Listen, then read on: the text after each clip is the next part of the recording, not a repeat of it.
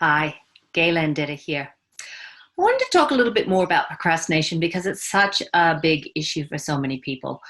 COVID is making it difficult because people are having to work at home, but also, it's a problem for anybody who's self-employed or even just in day-to-day living. If we're wanting to do something substantial in our life, substantial change in our life, maybe lose weight or set up a new exercise regime, all these kind of things. We tend to procrastinate on and not get around to doing it. And so I wanted to, have a little share a little bit more about it because I talk about this a lot with clients. So I just want to share the screen with this little animation that I did. Because what a lot of us think is it's this step-by-step process of, building and success and building and success and building and success, but it's nothing like that. It's actually much more of this up and down process. Sometimes we feel more motivated, sometimes we feel less motivated.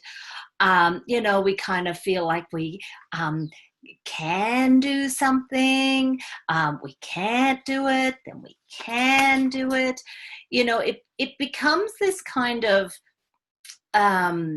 endless, quite soul destroying if we don't get out of this cycle, because the can'ts can start to really break up our confidence in what we're doing. And we can start just living for the I can do it, and start feeling really inadequate when we're not there. So there's a few things that we can do, and I've talked about looking at whether we're actually willing to do it in a couple of videos ago. So that's a really useful thing to stop and think, am I really willing to do this?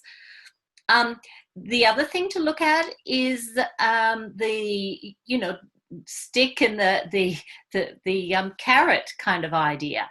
Am I heading towards something I want?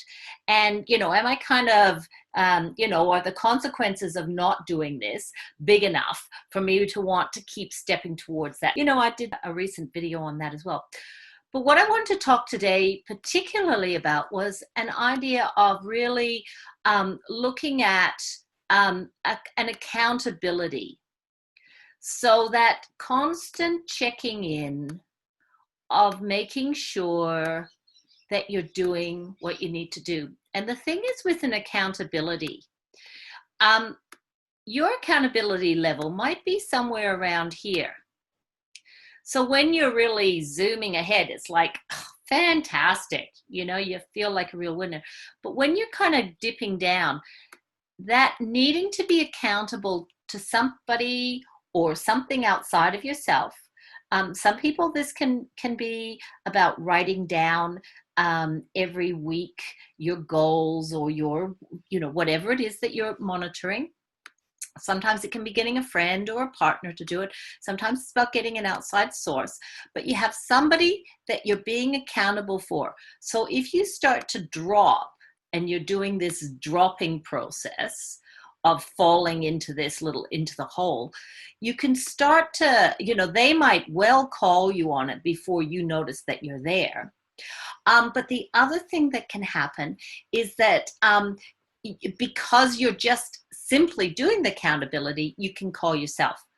So it's a really, really useful thing is to look at some kind of accountability. And we don't want this to be the level of accountability or even this. Because you can't maintain it. You want it to be super simple at about 70% of, working reasonably well. So when you're doing 150, 180%, you're really powering along. But you're wanting it to be about 70% of, when you're really doing what you want to do of 100%. And so then you've got that bit of a latitude for the natural up and down of life. So that's something that I would really suggest you give a go to.